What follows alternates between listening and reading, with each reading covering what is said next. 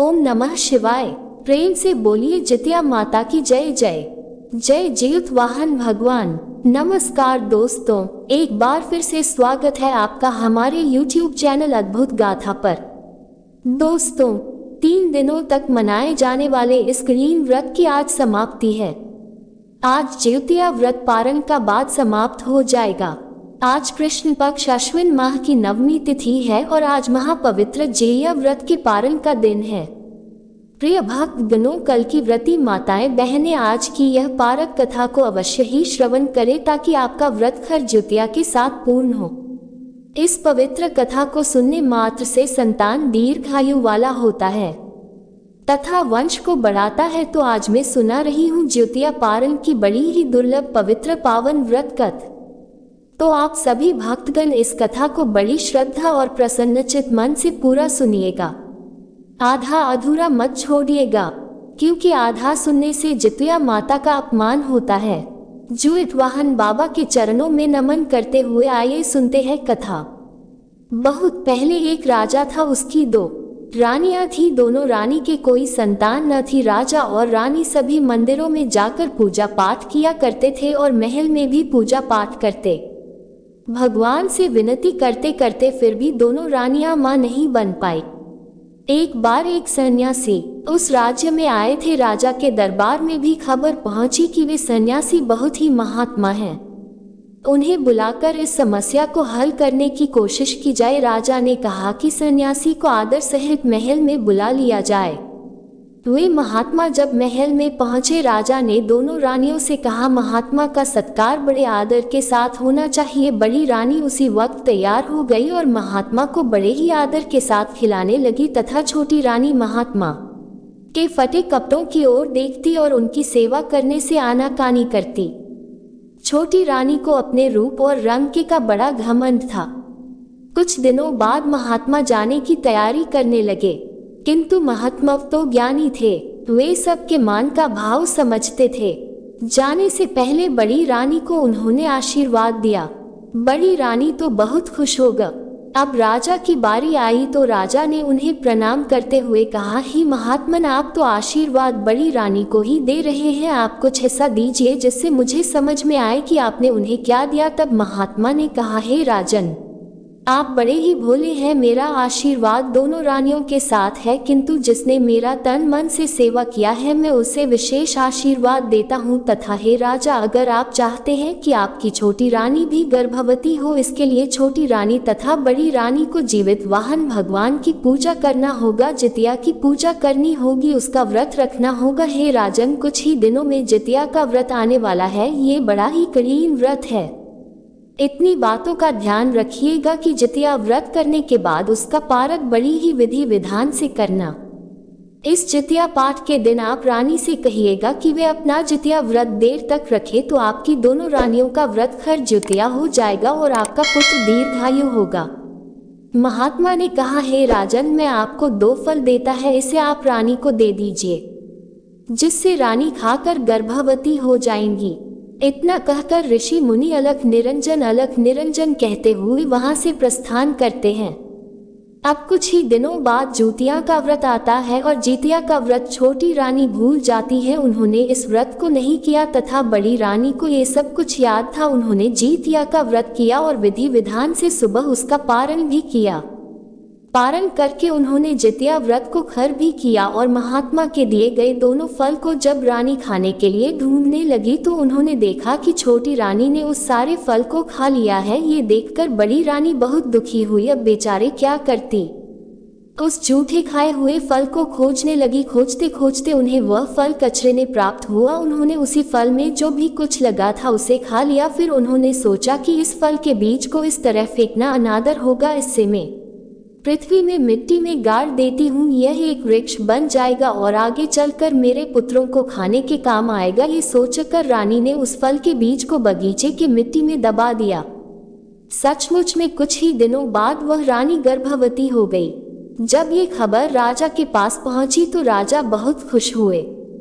प्रजा तक भी खबर पहुंच गई कि राजा अब पिता बनने वाले हैं। पूरे राज्य में लोग खुशियां मनाने लगे। बड़ी रानी का मान सम्मान बहुत ही बढ़ गया और उनकी देखभाल करने के लिए सभी एक पैर पर खड़े रहते। उधर छोटी रानी के मन में और अधिक जलन हो रही थी और रात दिन वह ईर्ष्या से जलने लगी। सोच रही थी कि अभी से बड़ी रानी का इतना आदर होने लगा, न जाने बच्चा पैदा होने के बाद कितना ज्यादा आदर होगा। उसने महल की दाई को बुलावा भेजा और उसे ढेर सारा सोना देकर अपने साथ शामिल कर लिया और दोनों मिलकर कुछ बहुत ही बुरा कपट और षड्यंत्र करने लगे। समय पर रानी ने 2 सुंदर बच्चों को जन्म दिया, एक बेटी और एक बेटा। दाई ने तुरंत बच्चों को एक टोकरी में रखकर छोटी रानी के पास ले गई और उसके बाद बड़ी रानी के पास 2 बड़े बड़े पत्थर रख दी। बड़ी रानी ने जब पत्थरों को देखा तो उसे बहुत हैरानी हुई, ये कैसे हो सकता है, और तरह तरह के विलाप करने लगी, लेकिन उसका विलाप सुनने के लिए वहां कोई नहीं था। उधर राजा खुशी से झूमते हुए बड़ी रानी के पास पहुंचे और जब उन्होंने देखा कि बड़ी रानी 2 पत्थरों को आश्चर्य से ताक रही है, राजा वहीं रुक गए और दाई से पूछने लगे कि क्या बात है।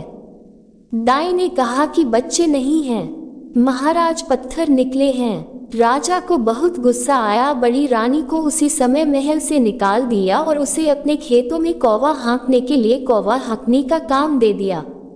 पूरे राजमहल में यह बात फैल गई कि बड़ी रानी ने ईंट पत्थर को जन्म दिया है। उधर छोटी रानी अपनी 2 चौकीदारों को बुलाकर वह टोकरी दी और उसने कहा, इसमें से 2 बच्चे हैं, दोनों को ले जाओ और मार डालो और सबूत के तौर पर इनकी आंखें और दिल निकाल कर ले आना। दोनों चौकीदार टोकरी को लेकर जंगल में गए। जब टोकरी खोलकर दोनों बच्चों को जब देखा तब दोनों ने निश्चय किया कि बच्चों को वहीं छोड़ देंगे, क्योंकि बच्चे इतने सुंदर थे कि वे दोनों चौकीदार उसे मार न सक। उनका कलेजा कांपने लगा। भगवान बच्चों की रक्षा करेंगे, हम ये पाप क्यों करें, ये सोचकर वहीं टोकरी रखकर दोनों ने सियार को मारकर उसकी आंखें और दिल निकालकर वापस महल में आ गए हैं। छोटी रानी ने जब पूछा हो गया काम, उन्होंने कहा, हाँ रानी साहिबा, आपका काम हो गया। दोनों सबूत के तौर पर सियार की आंखें और दिल रानी को दे देते हैं। रानी ने उन आंखों और दिल को पकाया और खा गए।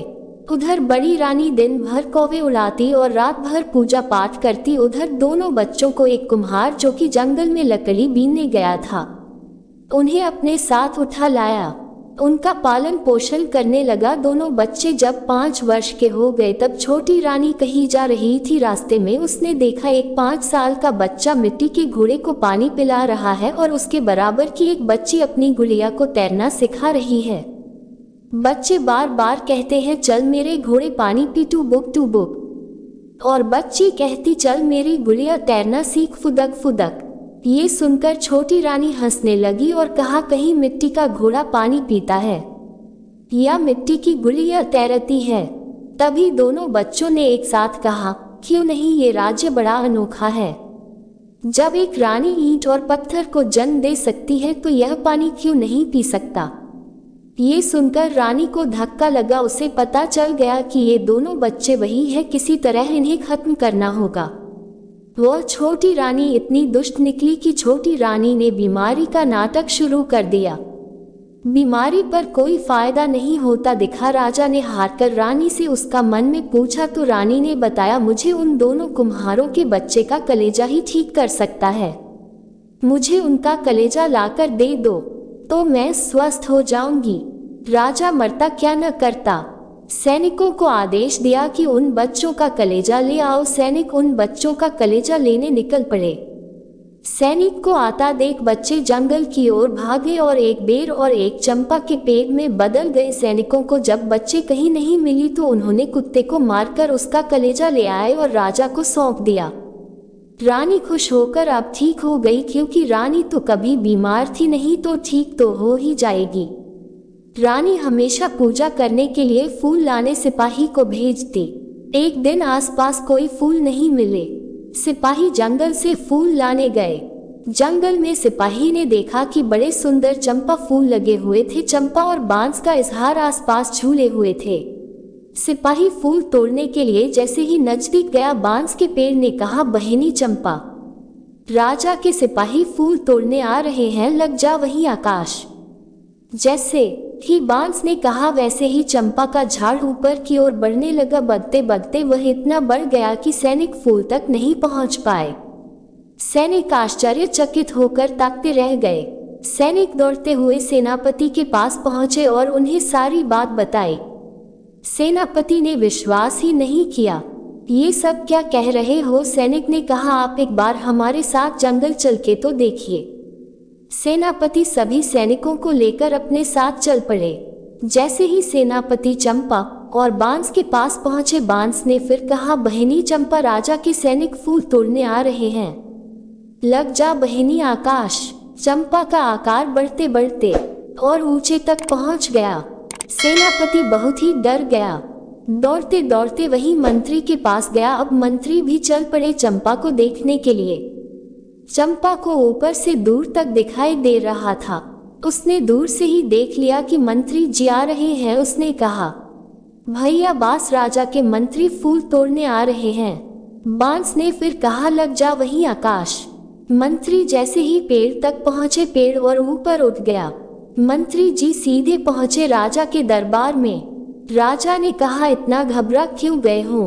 मंत्री ने कहा, आप इसी वक्त सब कुछ छोड़िए और हमारे साथ जंगल चलिए। देखिए, एक चंपा और बांस का पेड़ है जो हमारे जाते ही आकाश को छू लेती है। पता नहीं क्यों उसने क्या है, मुझे तो लगता है कोई भूत प्रेत का चक्कर है। सारी बात सुनकर राजा ने कहा, मेरी छोटी रानी भी मेरे साथ चलेगी, ये तो उन्हें ही दिखाना चाहिए। छोटी रानी को खबर देने वही दो सैनिक पहुंचे जिन्होंने उन बच्चों को वहां फेंका था। दोनों खूब डर गए थे। छोटी रानी भी डर गई थी। वे जल्दी से तैयार होकर राजा के साथ चल पड़ी। उधर बड़ी रानी भी फूल के लिए व्याकुल हो रही थी और फूलों की तलाश में निकल पड़ी। बड़ी रानी छोटी रानी के महल के पास से गुजर रही थी। उन्हें छोटी रानी और दो सिपाहियों की बात सुनाई दी। राजा और छोटी रानी जब जाने लगे, उसी सवारी के पीछे पीछे बड़ी रानी पैदल ही चलने लगी। बहुत व्याकुल होकर वह चलती जा रही थी। चंपा के झाड़ को ऊपर से सब कुछ दिखाई दे रहा था। ये कृपा तो भगवान जीतवाहन का था। उन्होंने चंपा और बांस को आशीर्वाद दिया था। जैसे ही वो पास पहुंचे तो चंपा ने कहा, हे भैया बांस, छोटी रानी संग राजा फूल तोड़ने आए हैं। बांस ने फिर कहा, लग जा बहनी आकाश। चंपा का झाड़ और भी ऊंचा हो गया। राजा दोनों पेड़ों के पास पहुंचकर पूछने लगे, क्या बात है, तुम दोनों कौन हो? उसी वक्त बड़ी रानी वहां आ पहुंची। चंपा ने जोर से कहा, भैया हमारी माँ दुखियारी माँ बड़ी रानी फूल तोड़ने आई है। तब बांस ने कहा, पखारो उनके पांव। चंपा जमीन में झुक गई और बड़ी रानी के पैरों के पास झूमने लगी। साथ साथ बांस का इजहार भी झुककर बड़ी रानी के पैरों को छूने लगा। इसके बाद चंपा और बांस ने राजा को सारी बात बताई। राजा ने उसी वक्त छोटी रानी को कैदखाने में डलवाने का आदेश दे दिया और बड़ी रानी से क्षमा मांगा।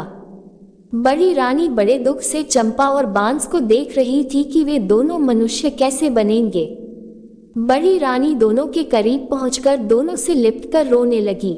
जैसे ही उनके आंसुओं ने चंपा और बांस को छुआ, चंपा और बांस मनुष्य बन गए। बेटा बेटी को बड़ी रानी ने गले लगा लिया और जाकर रथ में बैठाकर राजा ने कहा, हे रानी मुझे क्षमा करना। आप जो कहेंगे मैं वही करूंगा। आप कहेंगी तो मैं उसे फांसी की सजा दिलाऊंगा। रानी ने कहा, नहीं राजन, आपको ऐसा कुछ नहीं करना है। मैं तो चाहती है जिस प्रकार मैंने इतने दिनों तक खेतों में लेफ्ट हाँकने का काम किया है, छोटी रानी भी वही काम करें।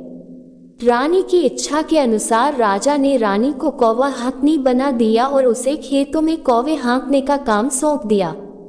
राजा ने कहा कि भगवान जीतवाहन की कृपा से हमारे बच्चे आज तक सुरक्षित हैं, क्योंकि आपने इन 5 सालों में जीतवाहन भगवान का पूजा बड़े भक्ति से किया है, उनका व्रत रखा है। ज्योतिया माई ने हमारे बच्चे को जीवन दान दिया है। भवानी माँ हमारे बच्चों की रक्षा करती रही, इसीलिए यहाँ से राज दरबार तक हमारे बच्चे फूलों की सेज पर कदम रखते हुए राजमहल में प्रस्थान करेंगे। राजा के आदेश के अनुसार पूरे राजमहल में फूल बिछा दिया गया और उन्हें फूलों पर चलते हुए वे कोमल बच्चे राजमहल के अंदर प्रस्थान कर गए। और उन्हें राज सिंहासन पर बैठाया गया। उनको नहला धुलाकर चंदन रोली टीका लगाकर नए वस्त्र पहनाकर मुकुट धारण कराया गया और उनका तिलक किया गया। अपने बच्चों को अपने पास पाकर राजा बहुत हर्षित हुए। रानी को भी बहुत खुशी हुई। उनकी आंखों से तो आंसू थमने का नाम ही नहीं ले रहे थे। सहसा उसी वक्त भगवान जितवाहन तथा माता भवानी दुर्गा जी प्रकट हो गए।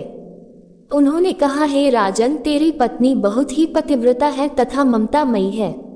इसने बच्चों के खो जाने के बाद भी आस नहीं छोड़ी और पूरे भक्ति भाव से इन 5 साल तक जितिया का व्रत किया तथा विधि पूर्वक उसका पारण किया है। इसीलिए उसके बच्चे अभी तक सुरक्षित हैं और आगे भी सुरक्षित रहेंगे। जब तक आप दोनों जीवित रहेंगे तब तक इन बच्चों का कोई भी बाल बांका नहीं कर सकता, ये हमारा आशीर्वाद है। ये कहकर देवी दुर्गा माँ और जीवित वाहन भगवान वहां से अंतर्ध्यान हो गए। पूरे राज्य में जय जूतिया माँ, जय हो जीवित वाहन भगवान का नारा गूंज उठा और राजा रानी अपने बच्चों के साथ अपना जीवन आनंद से व्यतीत करने लगे। एक बार प्रेम से बोलिए, जय हो जीवित वाहन भगवान, जय जितिया माता, ओम नमः शिवाय। तो दोस्तों, ये थी जितिया व्रत के पारण की कथा। आशा करती हूँ ये कहानी आपको बेहद पसंद आई होगी। मैंने पूरी कोशिश की है कि इस पारण कथा को अच्छे से सुना सकूं। यदि कथा कहते हुए मुझसे कोई भी त्रुटि हुई है अथवा किसी बात से आपको समस्या हुई होगी, इसके लिए मैं आपकी क्षमा प्रार्थी हूँ।